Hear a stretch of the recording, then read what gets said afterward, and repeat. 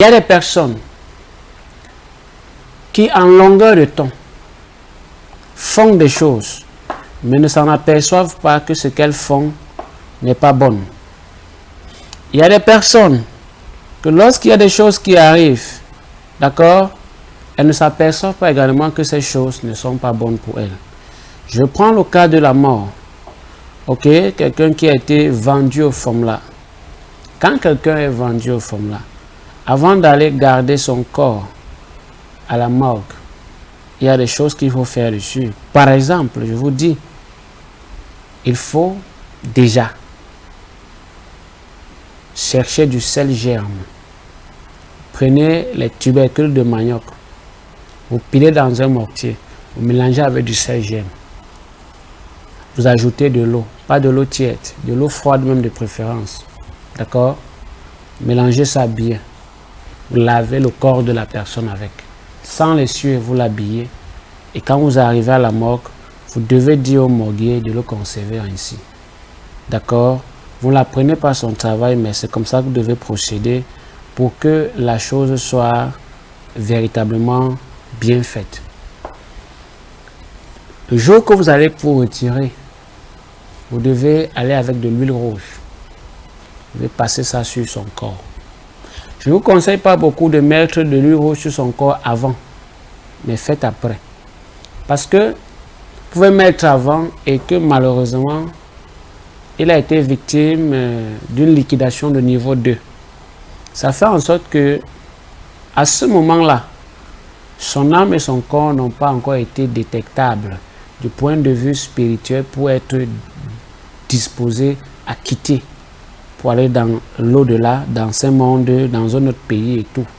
Il faut le faire après, parce que généralement, c'est le jour, voyez-vous, c'est le jour où on doit l'enterrer que tout se passe. Lorsque le cadavre est dans les gros congélateurs, là, on ne peut rien faire. La température ambiante ne permet pas, aucunement, d'aucune façon, que vous fassiez quoi que ce soit. Ils sont donc obligés d'attendre le jour où vous allez aller retirer. Quand vous partez pour retirer le corps, ils sont là. Vous pouvez ne même pas savoir, mais ils sont là. Et la grande cérémonie rituelle se passe au moment où vous portez le cercueil qui est déposé pour l'amener dans la tombe. Maintenant, les gars ont même de nouvelles stratégies. Quand vous allez souvent lever le corps là, faites attention à qui vous autorisez à entrer à l'intérieur avec vous. D'ailleurs que les morgues sont souvent un peu stricts.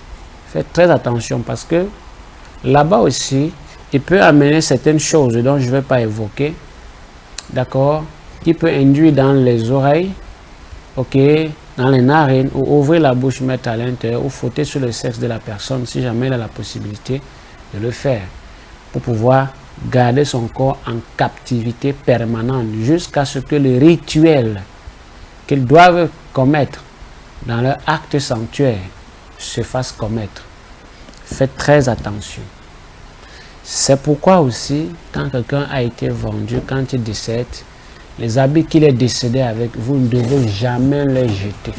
Vous devez garder ces habits, de préférence dans un plastique noir, pour que ces habits-là restent avec toute leur portée ésotérique. Vous comprenez?